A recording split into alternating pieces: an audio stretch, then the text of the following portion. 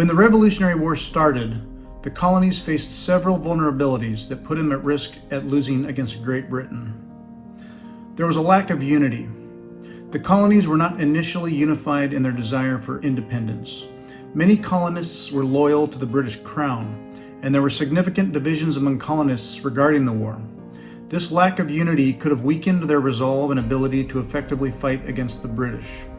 Compared to the British Empire, the colonies had limited resources, both in terms of manpower and material.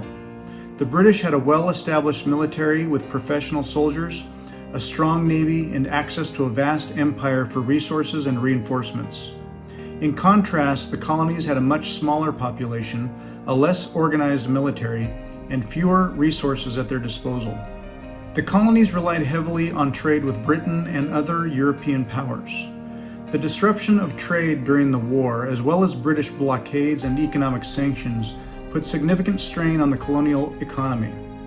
Additionally, inflation and shortages of essential goods further exacerbated economic difficulties for the colonies. The colonial forces lacked the training and experience of the British military. While there were some skilled commanders like George Washington, many colonial soldiers were inexperienced and poorly equipped. This lack of military experience could have hindered their ability to effectively engage British forces in battle. The vast size of the colonies posed logistical challenges for the colonial forces. Communication and transportation were slow and difficult, making it hard to coordinate military operations across long distances.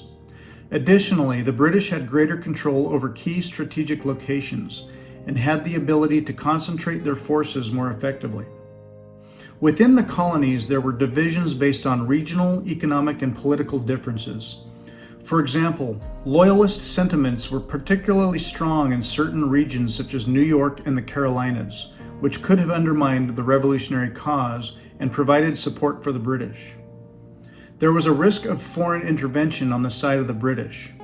France, Spain, and the Netherlands were all rivals of Britain and had their own interests in the conflict.